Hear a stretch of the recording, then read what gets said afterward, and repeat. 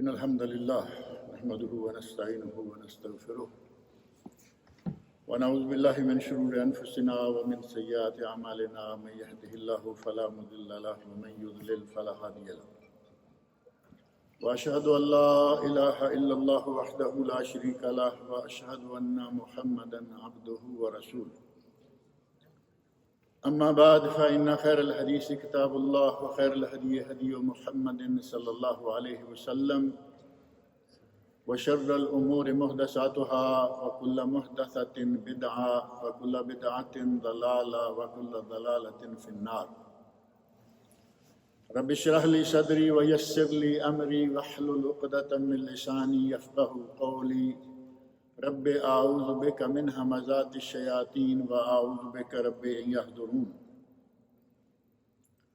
أعوذ بالله السميع العليم من الشيطان الرجيم إنا عرضنا الأمانة على السماوات والأرض والجبال فأبين أن يحملنها وأشفقن منها وحملها الإنسان إنه كان ظلوما جهولا.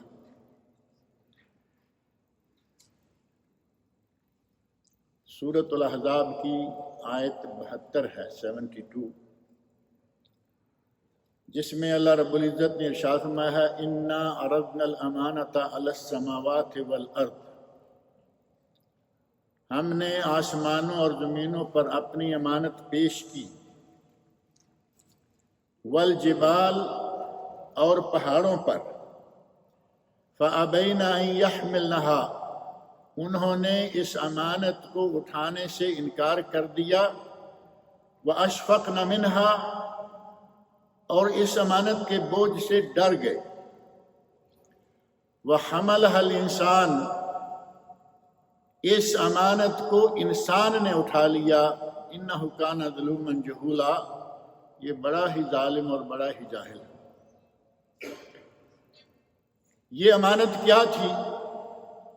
سب سے پہلے تو ہمیں یہ معلوم ہونا چاہیے کہ اللہ رب العزت نے آسمانوں، زمین اور پہاڑوں پر کیا امانت پیش کرنا چاہی کہ وہ ڈر گئے کہ یہ ہم سے نہیں ہو پائے گا۔ وہ امانت تھی شریعت، اللہ رب العزت کی شریعت، کہ تم اس شریعت کے احکام کی پابندی کرو گے نہیں کرو گے۔ انہوں نے انکار کر دیا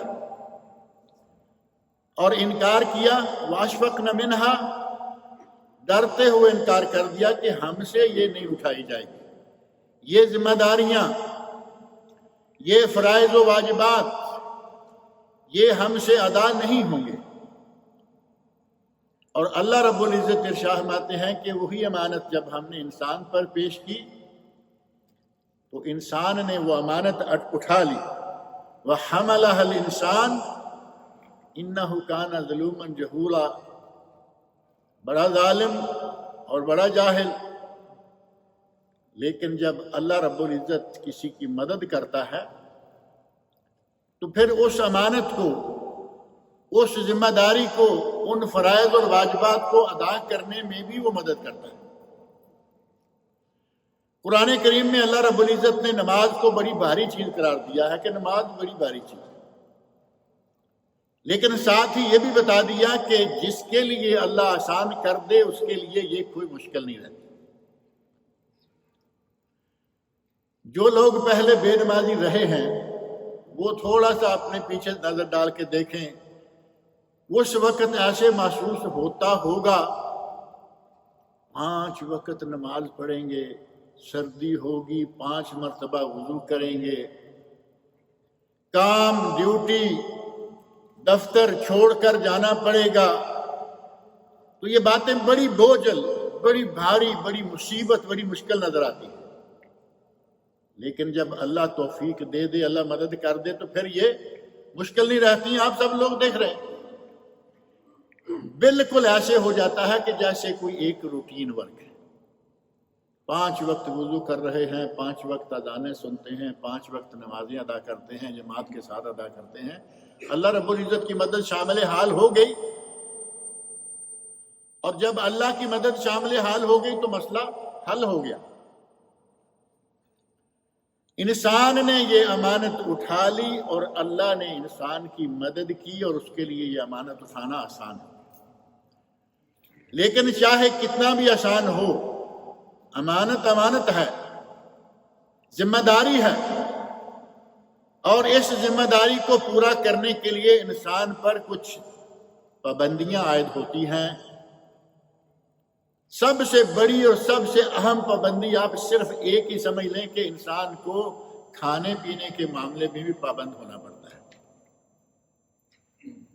کھانا کیا کھائیں، کیا حلال ہے اور کیا نہ کھائیں جو کہ حرام ہے، آپ صرف اسی کو دیکھیں تو لگتا ہے کہ تو بڑی سخت پابندی ہے۔ جن کے یہاں حلال و حرام کی تمیز نہیں، وہ آپ سمجھ سکتے ہیں کہ چلتے پھرتے جہاں سے جو چاہے پکڑا، اٹھایا، پکایا، کھایا، کوئی پوچھنے والا نہیں۔ لیکن مسلمان کی یہ شان نہیں ہے۔ مسلمان کی شان یہ ہے کہ وہ پہلے یہ دیکھتا ہے کہ یہ چیز میرے لائق ہے بھی نہیں، میرے لیے جائز ہے یا نہیں، میں اسے خریدوں، میں اسے پکاؤں، میں اسے کھاؤں، کیا مجھے میری شریعت اجازت بھی دیتی ہے یا نہیں۔ لیکن مسلمانوں پر اللہ رب العزت کا بڑا احسان ہے کہ وہ حرام، تمام حرام چیزوں سے بچتے ہوئے اللہ کی جو حلال نعمتیں ہیں ان کو استعمال کرتے ہوئے نارمل زندگی گزار رہے ہیں۔ کہیں کبھی کسی کو لگا ہے کہ میں جیل میں بند ہوں، مجھے میری مرضی کی چیز نہیں ملتی؟ آپ کی مرضی کی ہر چیز روئے زمین پر موجود ہے، اور چھوٹی چھوٹی جو پابندیاں اللہ رب العزت نے لگائی ہیں وہ بھی بہت تھوڑی ہیں۔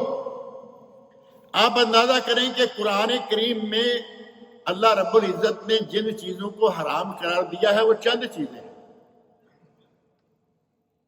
گنتی کریں تو انگلیوں پر گنی جا سکتی ہیں کہ یہ چند چیزیں حرام ہیں، اور دنیا تو بھری ہوئی ہے چیزوں سے۔ جن چیزوں کو اللہ نے اور اس کے رسول نے حرام قرار نہیں دیا ان کی گنتی ہی نہیں کی جا سکتی۔ یہی وجہ ہے کہ حرام چیزوں کو گن دیا، حلال کو کھلا چھوڑ دیا کہ باقی سب تمہارے لیے جائز ہو رہا ہے۔ امانت کو اٹھانے کا ایک معنی یہ بھی ہے کہ ہمیں سب سے پہلے اپنے کھانے پینے کا خیال رکھنا ہوگا، کیا حلال ہے، کیا حرام ہے۔ اور ہمارے یہاں ایک لفظ صرف امانت ایک ہی معنی میں معروف ہے، اور وہ معنی ہے کہ آپ نے مجھے کچھ پیسے دیے، اگر میں نے پیسے واپس کرنے میں خیانت کی تو کہیں گے کہ یہ امانت میں خیانت کرتا ہے۔ امانت ہم نے صرف یہ سمجھ لیا کہ پیسے لیے اور کھا گیا، پیسے لیے ہضم کر گیا، پیسے لیے ان میں گڑبڑ کر گیا، زیادہ لیے تھوڑے مانے، صرف یہ امانت نہیں ہے، پوری کی پوری شریعت امانت ہے۔ فرائض سارے کے سارے امانت ہیں۔ دن میں 5 وقت نمازیں ادا کرنا ہم پر اللہ کی طرف سے امانت ہے۔ روزہ رکھنا امانت ہے، حج امانت ہے، زکوٰۃ دینا امانت ہے۔ زکوٰۃ میں تو پھر پیسے ہی آ جاتے ہیں، وہ تو ہم اچھی طرح سمجھتے ہیں نا کہ پیسے کو ہی ہم نے صرف امانت سمجھا ہوا ہے۔ زکوٰۃ میں تو امانت بھی ہمارے پاس اس میں سے کتنی بنتی ہے، اصل میں آپ کے پاس کروڑوں ہیں، بلینز، ٹریلینز ہیں، ان میں سے امانت خاص طور پر وہ پیسہ شمار ہوگا جو اس کا 2.5% نکلتا ہے، زکوٰۃ۔ وہ امانت ہے جو ہم نے ہر حال میں ادا کرنی۔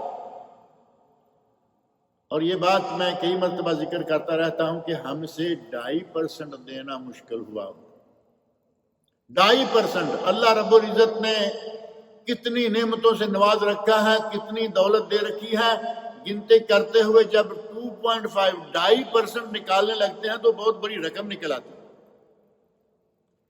جن کے پاس ملینز ٹریلینز ہیں ان کی تو ظاہر ہے کہ لاکھوں میں نکلے گی نا، زکوٰۃ بھی لاکھوں میں، کروڑوں میں جا نکلے گی۔ اب اتنی بڑی رقم دیکھ کر پھر انسان جو ہے شیطان غالب آئے تو اتنا پیسہ کمایا تم نے، محنت تم نے کی، اور یہ تم بانٹ دو گے۔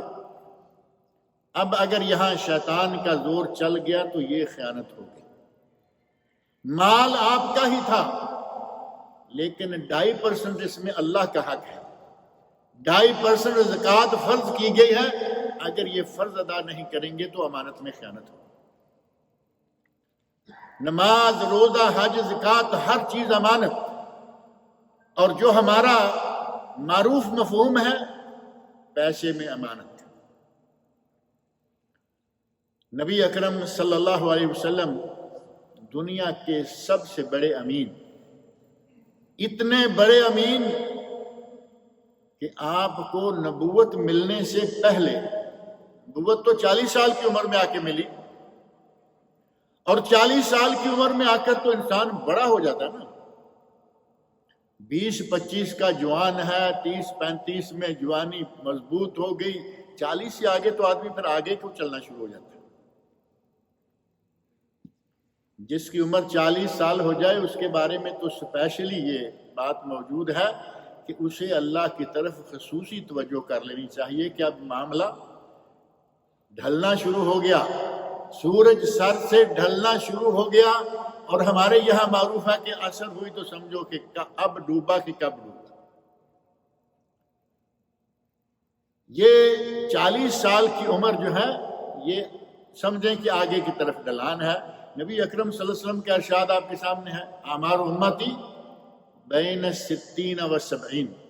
میری امت کی عمریں 60 اور 70 کے درمیان ہیں. 40 آدھے سے زیادہ ہے یا نہیں؟ اس کا معنی یہ ہوا کہ 40 پہ آ کے سورج ڈھل نہیں رہا، ڈھل چکا ہے. نبی اکرم صلی اللہ علیہ وسلم 40 سال تک مکہ مکرمہ میں صادق اور امین معروف رہے. مکہ والے جنہیں معلوم ہے کہ یہ ابھی نبی نہیں ہمیں میں سے ہے، کوئی نہیں جانتا. اور اگر یہ کہا جائے کہ نبی اکرم صلی اللہ علیہ وسلم خود نہیں جانتے تھے کہ میں نبی ہوں یا نہیں. ایک حدیث ہے، آپ سے پوچھا گیا کہ یا رسول اللہ آپ کب سے نبی ہیں؟ تو نبی اکرم صلی اللہ علیہ وسلم نے ارشایا وآدم منجدل بین الماء والطین. میں تو تب سے نبی ہوں جب سے آدم علیہ السلام ابھی گارے مٹی کے پروسیس سے گزر رہے تھے. ہمارے کچھ لوگ اس کو پھر اتنا دور لے جاتے ہیں کہ نبی صلی اللہ علیہ وسلم کا نور ستاروں میں چمکا دیا، یہاں تک کہ ایک بڑے بھڑکیلے قسم کے، بعض لوگ بڑے بھڑکیلے ہوتے ہیں، خطیب ہیں جو شیلا ہے، بھڑکیلا ہے، زوردار طریقے سے شروع کر دیا اپنا واز کہنا، اور کہا کہ میرے نبی کا نور تب سے ہے، نہ زمین تھی نہ آسمان تھا، میرے نبی کا نور قطب ستارے میں موجود ہے. کوئی شریف آدمی، سمجھدار آدمی بیٹھا ہوا تھا، وہ فوری طور پر کہتے مولانا نہ زمین تھی نہ آسمان تھا، یہ قطب تارہ تمہارے باپ کی چھت پر تھا. قطب ستارے نے تو آسمان پہ ہونا ہے. نبی اکرم صلی اللہ علیہ وسلم تب تک 40 سال تک جبرائیل علیہ السلام کے آنے تک خود نہیں جانتے تھے کہ میں نبی ہوں. اگر پتا ہوتا کہ نبی ہوں، یہ مجھ پہ جبرائیل علیہ السلام آئیں گے تو پھر بخار ہو جانے کا کیا مطلب تھا؟ معلوم ہے نا سیرت. پہلی وحی کے بعد آپ غار حرا سے اتر کے گھر آ گئے، گھبرائے ہوئے، پریشان، اور اتنے گھبرائے ہوئے ہیں کہ گھبراہٹ سے بخار آ گیا، سردی محسوس ہونے لگی. اس وقت کہا تھا زملونی زملونی، مجھے چادر اڑائیے، مجھے لحاف اڑائیے. اور حضرت خدیجۃ الکبریٰ رضی اللہ عنہا سے مخاطب ہو کر فرمایا کہ مجھے اپنی جان کا خطرہ ہو گیا. اگر آپ جانتے کہ میں نبی ہوں تو پھر یہ خطرے کون سے تھے؟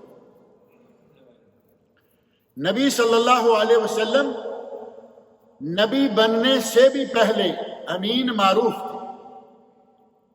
اور صادق بھی معروف تھے، سچے اور امانت دار. جب حجر اسود کی تنصیب کا واقعہ آیا، بڑا معروف واقعہ ہے، حجر اسود جب نئے سرے سے، نبی صلی اللہ علیہ وسلم کی عمر اس وقت 25 سال کی، تعمیر کعبہ شروع ہوئی، حجر اسود کو نصب کرنے کا وقت آیا تو جتنے بڑے بڑے رؤساء اور سرداران قریش ہیں ان میں شور ہو گیا، جھگڑا قریب تھا کہ جنگ ہو جاتی کہ حجر اسود اس کی جگہ پہ کون رکھے گا. بالآخر یہ طے ہوا کہ جو صبح سب سے پہلے حرم میں آیا وہ حجر اسود رکھے۔ نبی اکرم صلی اللہ علیہ وسلم تشریف لے آئے، ابھی نبی نہیں ہیں، عام انسانوں میں سے ہیں، لیکن جیسے ہی دیکھا کہ حرم میں محمد صلی اللہ علیہ وسلم تشریف لے آئے ہیں، سب لوگوں نے دیکھتے ہی کہا جاء الامین رضینہ ہو، جاء الامین ارتضینہ ہو، امین آ گیا، ہمیں منظور ہے، جو فیصلہ یہ کرے گا ہم اس پہ عمل کریں۔ اور نبی اکرم صلی اللہ علیہ وسلم نے جو فیصلہ کیا، انتہائی حکیمانہ فیصلہ، وہ آپ سب جانتے ہیں۔ اللہ رب العزت نے قرآن کریم میں امانت کا بڑا ہی سختی کے ساتھ حکم دیا۔ نبی اکرم صلی اللہ علیہ وسلم کا تو سب سے پہلے بڑا امانت دار ہونا ضروری تھا، تاکہ آپ امت کے سامنے مثال پیش کریں، اور آپ نبوت سے پہلے بھی امین، صادق و امین کے نام سے آپ پکارے جایا کرتے تھے، لوگ نام کم لیتے، صادق امین، جیسے ہی کوئی صادق امین کا لفظ کہتا لوگوں کا ذہن فوری طور پر نبی اکرم صلی اللہ علیہ وسلم تک پہنچ جاتا کہ یہ انہی کی بات کر رہے ہیں۔ اور قرآن کریم میں اللہ رب العزت نے جا بجا حکم فرمایا، اور یہاں فرمایا کہ ہم نے زمینوں آسمانوں پر امانت پیش کی، انہوں نے تو نہیں اٹھایا، انسان نے اٹھا لیا، لیکن اٹھانے کے بعد اس کو ادا کرنا بھی تو ہے، اور اس کو ادا کرنے کے لیے اللہ رب العزت نے باقاعدہ مختلف مقامات پر مختلف طریقے سے حکم دیا۔ قد افلح المومنون، 18واں سپارہ یہاں سے شروع ہوتا ہے۔ اللہ رب العزت نے مومنوں کی یا فلاح پانے والوں کی جو صفات بیان کی، ان میں سورۃ المومنون ہے، ان میں ہے والذین هم لامانتہم وعہدہم راعون، وہ بھی فلاح پا جائیں گے جو اپنی امانت کو ادا کرتے ہیں اور اپنے عہد کو پورا کرتے ہیں۔ عہد کریں تو اس کی پاسداری، امانت ان کے پاس ہو تو اس کو ادا کرنا۔ اللہ رب العزت نے فلاح پانے والے مومنوں کے اوصاف میں سے یہ وصف شمار کیا ہے کہ عہد کریں تو پاسداری کرتے ہیں، اگر امانت دی جائے تو ادا کرتے ہیں۔ اور نبی اکرم صلی اللہ علیہ وسلم نے ایک حدیث بڑی مشہور ہے، آیت المنافق ثلاث، منافق کی 3 نشانیاں ہیں، منافق کی 3 نشانیاں ہیں۔ اذا حدث کذب، جب بولے تو جھوٹ بولے۔ کئی لوگوں کی عادت ہے نا، بغیر کسی وجہ کے ایک آدمی مجبوری میں آ کے کہیں پھنسا ہوا گناہ سمجھتے ہوئے جھوٹ بول رہا ہے۔ کچھ لوگ ہیں نہ مجبوری ہے نہ گناہ سمجھتے ہیں، بلکہ ایسے ہی لوگوں کو ہنسانے، اپنے آپ کو وہاں بڑا خوش اخلاق یہ وہ کہنے، بڑی زبردست طبیعت ہے، ساری مجلس کو یہ ہنسا دیتے ہیں، خوش رکھتے ہیں، بلا وجہ کے جھوٹ بولتے چلے جانا۔ نبی اکرم صلی اللہ علیہ وسلم نے فرمایا ہے جو محض لوگوں کو ہنسانے کے لیے جھوٹ بولتا ہے اس کے لیے بھی ہلاکت، محض ہنسانے کے لیے، اسے اور کوئی غرض نہیں ہے کہ اس کے پیچھے اس کو کچھ ملنے والا ہے، صرف لوگوں کو ہنسانا چاہتا ہے، فرمایا اس کے لیے بھی ہلاکت۔ منافق کی پہلی نشانی یہ کہ وہ جب بولے تو جھوٹ بولے، اذا حدث کذب واذا اؤتمن خان، جب اسے امانت دی جائے تو امانت میں خیانت کرے، واذا وعد اخلف، اور جب وعدہ کرے عہد کرے تو اس کی خلاف ورزی کرے۔ ایک حدیث میں یہ 3 آیات نشانیاں ہیں، اور ایک دوسری حدیث صحیح سند سے ثابت ہے، اس میں 4 ہیں۔ 3 یہ ہیں اور چوتھی اس میں یہ ہے اذا خاصم فجر، کہ جب وہ کبھی جھگڑنا شروع کرے، کسی سے جھگڑا ہو جائے تو بد زبانی پہ اتر آئے۔ جھگڑا ہونا ممکن ہے، ناراضگی ہو گئی، تھوڑی گرم سرد گفتگو آ گئی، لہجے میں تلخی آ گئی، لیکن تیری ماں کی تیری بہن کی شروع کر دینا منافقوں کی نشانی ہے۔ وَإِذَا خَاصَمَ فَجَرَ، جب کبھی جھگڑے تو بد زبانی کرے، گالی گلوچ کرے، فاجر فجور۔ یہ منافق کی 4 نشانیاں۔ اور نبی اکرم صلی اللہ علیہ وسلم فرماتے ہیں جس میں جتنی نشانیاں ہوں گی اسی کی نسبت سے وہ منافق ہوگا۔ ایک نشانی ہے، چار ہوئی تو منافق ہوا، ایک نشانی ہوئی تو 25% منافق، 2 ہوئی تو 50%، 3 ہوئی تو 75، اور اگر چاروں ہو گئی تو نبی اکرم صلی اللہ علیہ وسلم کا ارشاد ہے کانا منافقا خالصا، وہ پکا منافق ہے، پیور منافق۔ منافق کی نشانیوں میں سے ایک نشانی یہ امانت میں خیانت بھی ہے، اور اللہ رب العزت نے جا بجا قرآن کریم میں فرمایا ہے کہ امانتیں ادا کرو۔ نبی اکرم صلی اللہ علیہ وسلم نے ارشاد فرمایا امانتیں ادا کرو۔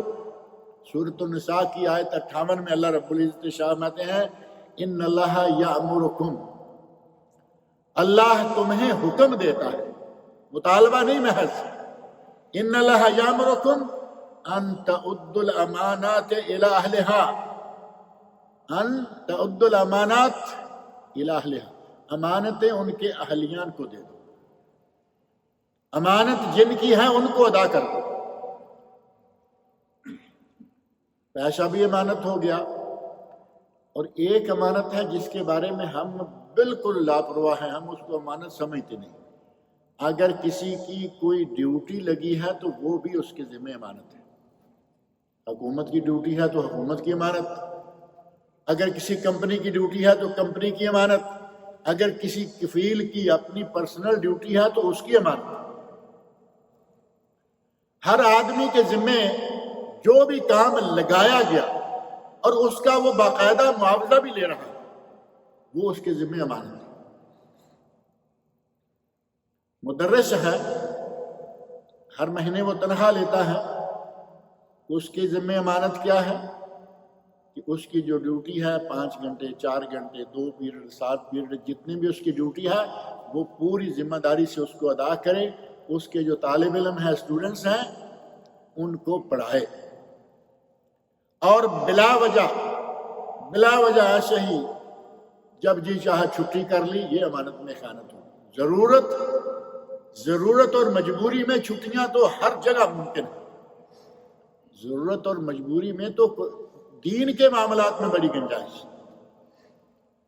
الضرورات تبیح المحظورات، ضرورتیں ممنوع چیزوں کو بھی مباح کر دیتی ہیں، لیکن ضرورت کوئی نہیں، لاپرواہی ہمیں کون پوچھے گا، جب چاہے گئے جب چاہے نہ گئے۔ ٹیچر بھی امانت میں خیانت کرے تو وہ بھی انداللہ مسئول ہے۔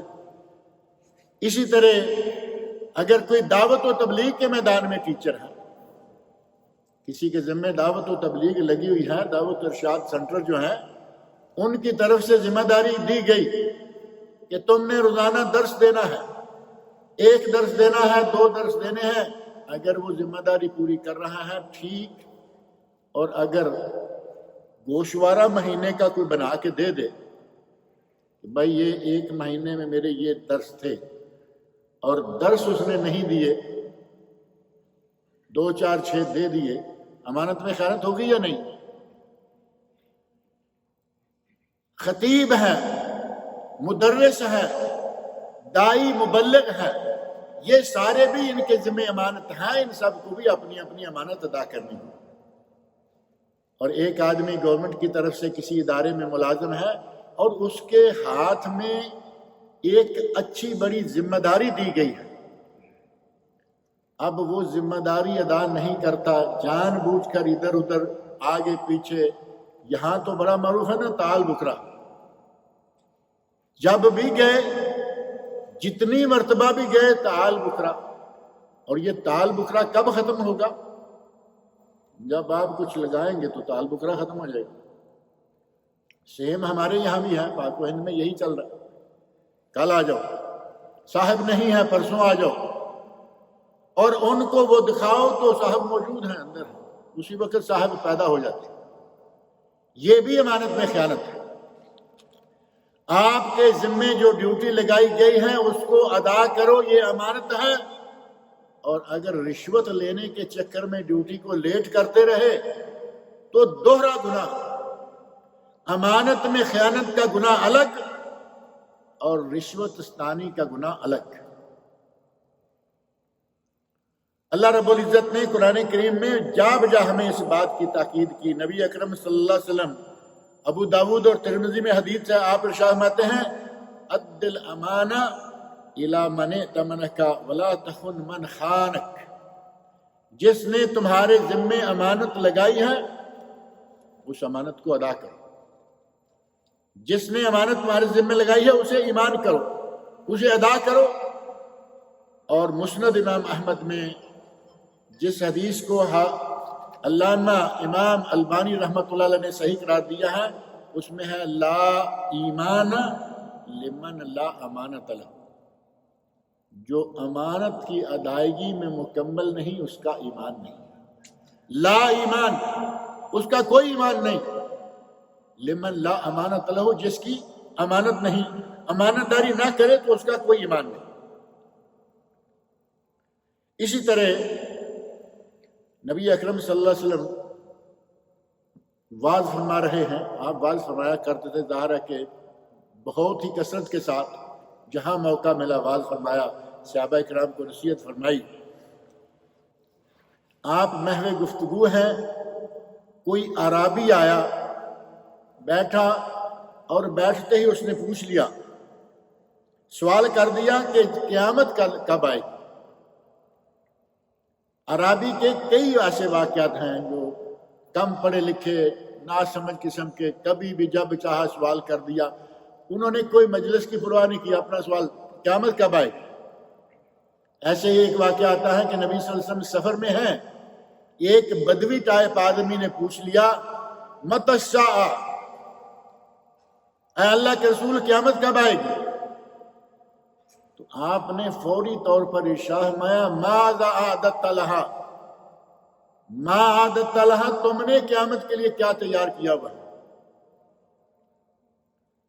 تو وہ عرابی کہتا ہے یا رسول اللہ میرے پاس کوئی بہت زیادہ عمل تو نہیں ہے، الا اننی احب اللہ ورسولہ، میں اللہ اور اس کے رسول سے محبت کرتا ہوں۔ نبی اکرم صلی اللہ علیہ وسلم کی ایک نہیں کئی احادیث ہیں قریب المعنی اور متقارب الالفاظ کے ساتھ، المرء مع من احب، بندہ اسی کے ساتھ ہوگا جس کے ساتھ محبت کرتا ہے۔ تم اللہ اور اللہ کے رسول کے ساتھ محبت کرتے ہو، اللہ رب العزت تمہیں اپنے قریب کرے گا، رسول اللہ صلی اللہ علیہ وسلم کے ساتھ تم جنت میں ہوگے۔ ایسا ہی سوال مجلس میں آ کے آدمی نے کر دیا کہ یا رسول اللہ قیامت کب آئے گی؟ نبی اکرم صلی اللہ علیہ وسلم نے کوئی جواب نہیں دیا، خاموش رہے، بات جاری رکھی، جیسے بات ختم کر لی اب پوچھا کہ وہ سائل کہاں ہے؟ وہ آدمی اٹھا، کہتا ہے یا رسول اللہ میں ہوں۔ ایسے کئی ایک واقعات صحابہ کرام کے پیش آتے ہیں کہ بیٹھ گئے، نبی اکرم صلی اللہ علیہ وسلم نے وقتی طور پر خاموشی اختیار کی، لیکن یہ نہیں کہ اب چھوڑ ہی دیں گے۔ نبی صلی اللہ علیہ وسلم کی مجلس سے کوئی آدمی جواب لیے بغیر جائے، ایسا کبھی نہیں ہوا۔ اور صحیح طریقہ کار یہ ہے کہ گفتگو کے دوران نہیں تو کم از کم آپ پوچھیں، اور جو بولنے والا ہے اس کا فرض ہے کہ وہ جواب دے کے جائے، اطمینان کرا کے جائے۔ ہمارے یہاں پاک و ہند میں کچھ ادارے ایسے ہیں، مدرسے ایسے ہیں کہ وہاں سوال کرنے کی اجازت نہیں ہوتی، اور اس مکتب فکر کے علماء کے پاس درس ہے، وعظ ہے، تقریر ہے، کچھ بھی ہے، آپ سوال نہیں کر سکتے، سنیے اور بس۔ جبکہ نبی اکرم صلی اللہ علیہ وسلم کی سنت کے خلاف آپ سائلین کے سوال کا جواب دیا کرتے تھے۔ آپ جب فارغ ہوئے گفتگو سے، پوچھا کہ سائل کون ہے؟ کہا یا رسول اللہ میں ہوں۔ سوال کیا ہے؟ قیامت کب آئے گی؟ تو نبی اکرم صلی اللہ علیہ وسلم نے ارشاد فرمایا فَإِذَا ضُيِّعَتِ الْأَمَانَةُ فَانْتَظِرِ السَّاعَةَ، جب امانت ضائع کی جانے لگی تو سمجھو کہ قیامت آئی گئی۔ اب امانت کا ضائع کیے جانا کیا ہے؟ اب چونکہ وہ تو عرابی ہے، بدو ہے، وہ کہتا ہے کہ کیف اضاعتها، اے اللہ کے رسول امانت کو ضائع کرنا کیسے ہوگا؟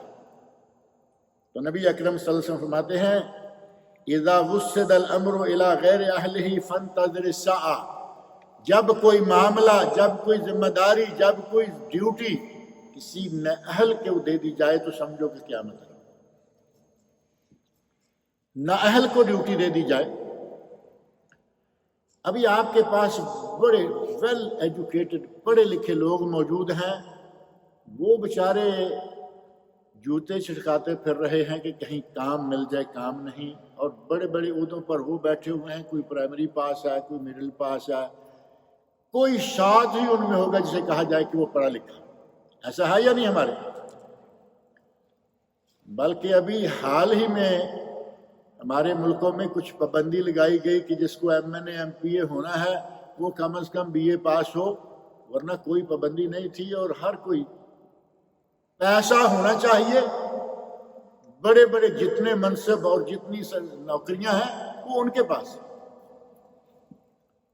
نبی اکرم صلی اللہ علیہ وسلم فرماتے ہیں اذا ضیعت الامانہ فانتظر الساعہ، جب امانت ضائع کی جانے لگے تو پھر انتظار کرو کہ قیامت آئے گی. اور یہ سلسلہ آج بالخصوص آپ دیکھتے ہیں کہ یہ بہت ہو چکا ہے. سرکاری اداروں میں خاص طور پر یہی حال ہے. سرکاری اداروں میں آپ کو پیسے کے زور سے نوکری ملے گی، پیسے کے زور سے ملے گی. جو صحیح معنوں میں کوالیفائی کرنے والا ہے، جو اہل ہے، اس کو نوکری نہیں مل رہی کیونکہ اس کے پاس وہ رقم نہیں جو پہلے ادا کرے اس کو نوکری ملے.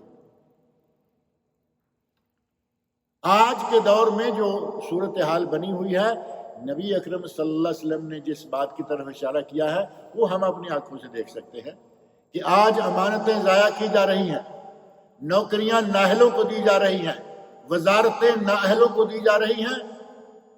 اور یہ عمل عام ہے ہمارے بر صغیر میں تو خاص طور پر بڑا عام ہے. یہ نوکریاں تو دور کی بات ہے.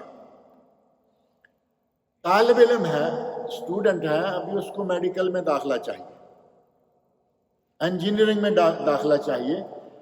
بہترین نمبر، سب سے اچھے وہ نمبر لیے ہوئے ہیں، وہ اس لائق ہے کہ اس کو داخلہ کالج میں دیا جائے، نہیں مل رہا. اور کہتے ہیں کہ ڈونیشن لے کے آؤ. ڈونیشن کا معنی تو مشہور ہے نا. ڈونیشن کا معنی کیا ہے؟ رشوت نہیں. ڈونیشن کا معنی ہے تبرک، اللہ کی راہ میں کوئی چیز دینا. بلڈ ڈونیشن ہوتا ہے تو وہ کیا سمجھتے ہیں کہ بیچا جاتا ہے یا وہ رشوت ہے؟ نہیں. ڈونیشن ہے یعنی خیرات کرنا. کالجوں کے لوگوں نے اپنے رشوت لینے کے انداز کو ڈونیشن کا نام دے رکھا ہے. ڈونیشن لے کے آؤ تمہیں داخلہ دے دیں گے. بہترین نمبر لے کر آدمی بیچارہ گھر بیٹھا ہوا ہے اور نااہل قسم کا لڑکا داخل ہے کیونکہ ڈونیشن کیا، وہ کالج چلا رہے. یہ ہے اذا ضیعت الامانہ فانتظر الساعہ، جب امانت ضائع کی جانے لگے تو پھر انتظار کرو کہ اب قیامت بھی قریب آ گئی. اور یہ سلسلہ آج کے دور میں بطور خاص بہت ہی عام ہو چکا ہے. اللہ رب العزت نے قرآن کریم میں جا بجا اس کا ہمیں حکم دیا ہے کہ امانت میں خیانت نہ کرو بلکہ امانتیں ادا کرو. امانت کا تعلق اللہ تعالیٰ سے ہے، فرائض و واجبات سے ہے تو، رسول اللہ صلی اللہ علیہ وسلم کی سنتوں سے تعلق ہے تو، اور اگر اللہ کے بندوں سے تعلق ہے ہر حال میں امانت کو ادا کرو. سورۃ الانفال کی آیت نمبر 27 میں اللہ رب العزت فرماتے ہیں یا ایھا الذین آمنوا لا تخونوا اللہ والرسول، اے ایمان والو اللہ اور اللہ کے رسول کی خیانت مت کرو. اللہ کی خیانت کیا ہوئی؟ اللہ نے جو فرائض عائد کیے ہیں وہ ادا کرو، نہیں کرو گے تو خیانت. رسول اللہ صلی اللہ علیہ وسلم نے جو احکام صادر فرمائے ہیں ان پہ عمل کرو، نہ کرو گے تو خیانت. اور یہ بہت بڑی ذمہ داری ہے جس کو اللہ رب العزت نے آسمانوں و زمینوں پر پیش کیا تو انہوں نے اسے اٹھانے سے انکار کر دیا اور انسان نے یہ اٹھا لی. انسان میں اللہ رب العزت نے بڑی قوت رکھی ہے. پہاڑوں کو مسخر انسان کر رہا ہے. آج جانوروں کو جو اس سے بہت بڑی طاقت والے ہیں ان کو بھی مسخر کر رہا ہے انسان۔ اور صحیح بات یہ ہے کہ یہ سارا کچھ اللہ رب العزت کی عنایت سے ہے۔ ہاتھی کتنا بڑا جانور ہے، انسانوں کی اشاروں پہ چل رہا ہے۔ شیر جنگل کا بادشاہ انسانوں کے اشاروں پر چل رہا ہے۔ اللہ رب العزت نے انسان کو اتنی طاقت دی ہے کہ یہ ساری دنیا پہ حکومت کر رہا ہے، اور اللہ تعالیٰ اسے توفیق دے تو امانت کی ادائیگی بھی اس کے لیے مشکل نہیں ہے۔ لیکن مسئلہ ہے اللہ توفیق دے اور دل سے بندہ نیت کرے۔ اب یہ بھی تو نہیں ہے کہ صرف یہ کہیں کہ ہمیں توفیق نہیں ہوئی۔ ایک مسئلہ ہمارے یہاں بڑا معروف ہے کہ ہم ہر معاملے کو تقدیر کے کھاتے میں ڈال کے اپنی جان چھڑا لیتے ہیں۔ ہمیں توفیق نہیں ہوئی، ہمارے لیے اللہ نے مقدر نہیں کیا تھا۔ اب جب ہم کوشش ہی نہیں کریں گے، وَالَّذِينَ جَاهَدُوا فِينَا لَنَهْدِيَنَّهُمْ سُبُلَنَا، اللہ رب العزت فرماتے ہیں جو ہمیں تلاش کرنے میں کوشش کرے، جو ہمارے بارے میں ہمیں پانے کی کوشش کرے، لَنَهْدِيَنَّهُمْ سُبُلَنَا، ہم انہیں اپنے راستے دکھاتے ہیں، ان کی ہدایت دیتے ہیں۔ کوشش کرنا فرض ہوا یا نہیں؟ اور تقدیر کے کھاتے میں آ کے میں ذکر کر دوں، گناہ کریں تو کہیں گے لکھا ہوا تھا، کوئی فرض ادا نہ کریں تو کہیں گے لکھا ہوا تھا، اور جب روٹی کی باری آتی ہے تو کبھی نہیں کہتا کہ نہیں لکھا ہوا تھا۔ روٹی نہیں مل رہی، لکھا ہوا تھا، ایسا نہیں۔ بھاگیں گے، اٹھیں گے، صبح ڈیوٹی کے لیے جانے کی تیاریاں ہو رہی ہیں، ملک بدر تو نہیں بڑی شوق، یا ملک بدر تو کسی کے نکالنے سے ہوتا ہے نا۔ ملک گھوم رہے ہیں روٹی کی تلاش میں، محنت کر رہے ہیں، کوشش کر رہے ہیں۔ جب روٹی کی باری آتی ہے تو حرکت میں برکت نظر آ جاتی ہے۔ کہتے ہیں حرکت میں برکت ہے جی، کچھ کریں گے تو آئے گا۔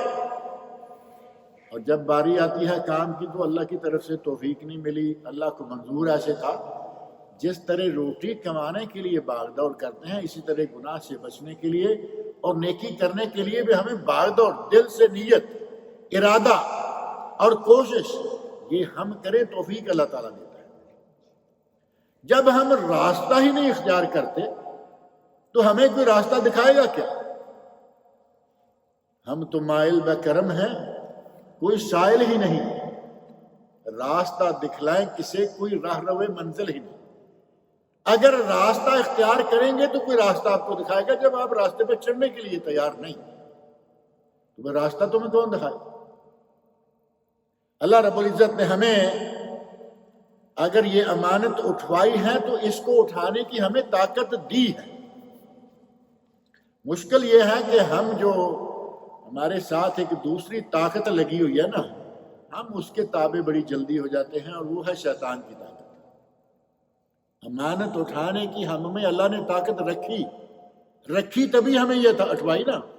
لا یکلف اللہ نفسا الا وسعها، اللہ کسی کو اس کی طاقت سے زیادہ کوئی چیز نہیں اٹھواتا۔ اٹھوائی تو ہم میں طاقت تھی اور ہے، لیکن ہمیں شیطان اس طرف نہیں آنے دیتا، جس کا نتیجہ یہ ہے کہ ہم پیچھے ہٹتے چلے جاتے ہیں۔ نبی اکرم صلی اللہ علیہ وسلم نے صدقات، زکوٰۃ وغیرہ امانت کی ادائیگی کی آپ انتہا دیکھیں۔ صدقات زکوٰۃ اکٹھے کرنے کے لیے ایک آدمی کو مقرر کیا، اور وہ بکریاں لایا، جانور لایا، یہ زکوٰۃ کے ہیں، یہ زکوٰۃ کے ہیں، یہ زکوٰۃ کے ہیں، اور ایک بکری کہنے لگے کہ یہ میری ہے۔ نبی اکرم صلی اللہ علیہ وسلم نے اپنے صحابہ کی کس طرح تربیت کی ہے، یہ بکری میری ہے، انہوں نے مجھے ہدیہ دی۔ نبی اکرم صلی اللہ علیہ وسلم ارشاد فرماتے ہیں فَهَلَّا جَلَسْتَ فِي بَيْتِ أَبِيكَ وَأُمِّكَ حَتَّى تَأْتِيكَ هَدِيَّتُكَ إِن كُنتَ صَادِقًا، تم کہہ رہے ہو کہ یہ ہدیہ ہے، گفٹ ملا ہے مجھے، اگر تم اپنے ماں باپ کے گھر میں بیٹھے رہتے تو دیکھتے کہ تمہیں یہ ہدیہ آتا۔ بتا رہے ہیں کہ کیسے آتا؟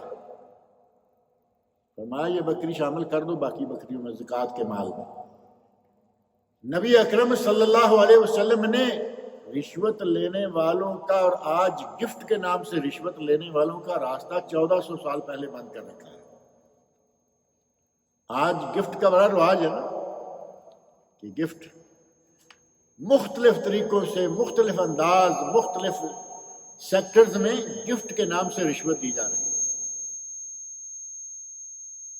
اگر ہم صحیح معنوں میں نبی اکرم صلی اللہ علیہ وسلم کی اس حدیث کو اپنے سامنے رکھیں تو معاملہ بالکل کلیئر ہو جاتا ہے کہ یہ گفٹ نہیں ہوتا۔ کسی آفیسر کو کچھ دیا جانا، آفیسر کو آپ جو بھی دیتے ہیں وہ گفٹ نہیں۔ اگر آفیسر آپ کا رشتہ دار ہے، دوست ہے پرانا پہلے سے، اور اس کے اس منصب پر آنے سے پہلے آپ کا لینا دینا گفٹ وغیرہ چل رہا ہے تو پھر ٹھیک ہے۔ اور اگر آپ صرف اس لیے اس کو گفٹ دے رہے ہیں کہ آپ کا کھاتا چلتا رہے، آپ آئیں، آپ کا جو کام ہو وہی کراتا رہے، ہر جائز و ناجائز کام۔ اور یہاں ایک گفٹ کا ذکر اور کر دوں، کچھ لوگ ایسے ہیں دکانوں پہ یا بڑے بڑے سٹورز میں خرید و فروخت کا کام کرتے ہیں، پرچیزر جو ہیں، جو بڑے بڑے سٹورز کے مالک ہیں وہ پرچیزرز کو بڑے بڑے گفٹ دیتے ہیں، گاڑیوں سے لے کے گھڑیوں تک۔ گھڑی تو چھوٹی ہوتی ہے نا، گاڑیوں تک کے گفٹ۔ بلکہ اگر یہ کہا جائے کہ کچھ لوگ تو پورے بنگلوں کے گفٹ دیتے ہیں، بنگلے تک بنا کے تیار کر کے کہا چابیاں یہ بنگلہ آپ کا ساتھ۔ کوئی چھوٹی سی بات تو نہیں ہے نا۔ اب اگر یہ اس کا رشتہ دار ہے، اس کا لینا دینا پہلے سے چل رہا ہے، اس نے اسے کبھی بنگلہ دیا تھا وہ اس کو دے رہا، تو بات الگ ہے۔ اب اس نے اس ایک بنگلے کے نتیجہ میں اس سے پتہ نہیں کتنے بنگلے نکلوانے۔ ہمارے ایم پی اے جو ہے وہ کروڑوں خرچ کر کے ممبری لیتے ہیں اور پھر وہ اربوں کماتے ہیں۔ جیسے اتنا پیسہ خرچ کیا تھا الیکشن میں، ہمارے ہر شعبے میں جدھر بھی آپ نظر ڈالیں گے امانتوں میں خیانت بڑی کھلی عام ہو رہی ہے، جبکہ اللہ رب العزت نے قرآن کریم میں اور نبی اکرم صلی اللہ علیہ وسلم نے اپنی ارشادات میں ہمیں بڑی سختی کے ساتھ یہ تاکید کی ہے کہ امانت میں خیانت نہ ہو، اور امانت میں خیانت کرنے والا آدمی منافق ہوتا ہے۔ اگر باقی تین چیزیں نہیں پائی جاتی، صرف امانت میں خیانت پائی جاتی ہے تو اس پر بھی منافق کا لفظ آئے گا، لیکن 1/4 منافق۔ اللہ رب العزت مجھے اور آپ سب کو قرآن و سنت سمجھنے اور ان پر عمل کرنے کی توفیق